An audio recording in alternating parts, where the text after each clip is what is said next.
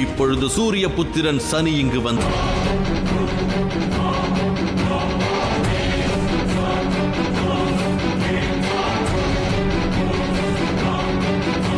ஆனால் சூரிய லோகத்தில் நீ மட்டும் சூரிய புத்திரன் அல்ல, நானும் சூரிய புத்திரன் தான்.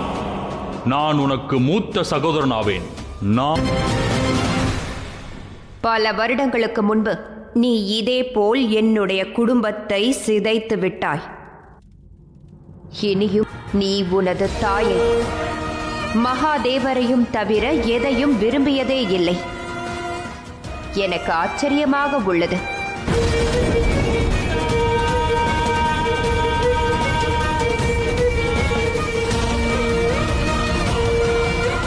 ஆச்சரியமா?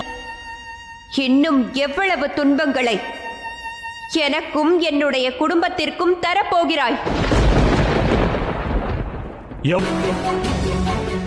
இது என்னுடைய இறுதி எச்சரிக்கை சனி.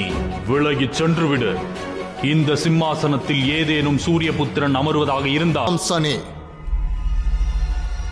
ஆனால் ஒன்று, யமனை எதிர்க்க உன்னால் முடியாது.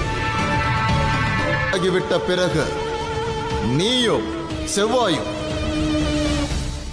ஒன்றாக இணைந்து இந்த சூரிய லோகத்தை ஆளலாம். யமா, கூறிவிட்டேன் தேவேந்திரா. தாங்கள் அறிவுரை வழங்கலாம், ஆனால் முடிவெடுக்க இயலாது. அமர தகுதியற்றவனாவான்.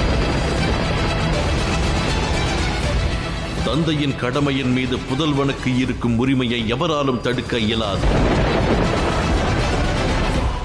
நீ கிரகம் அல்ல யமா, நானே கிரகம்.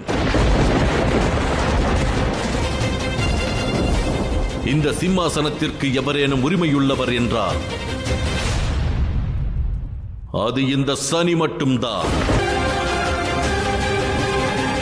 சனி பற்றற்றவன், இருந்தும் அவன் சூரிய லோகத்தின் சிம்மாசனத்தை ஆளும் முடிவை எடுத்திருக்கிறான். இந்த சூரிய லோகத்தை நிரந்தரமாக இழந்துதான் ஆக வேண்டும்.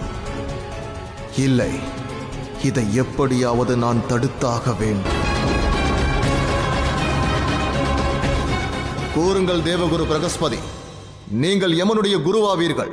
தங்களிடம் ஒரு கேள்வி கேட்கிறேன். மற்றொரு கிரகத்தால் மட்டும்தான் அமர முடியும்.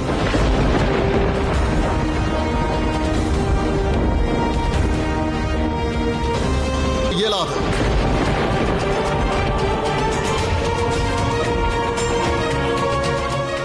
ஒரு கிரகம் மற்றும் சூரிய புத்திரன் என்ற முறையில் ஒருவர் இந்த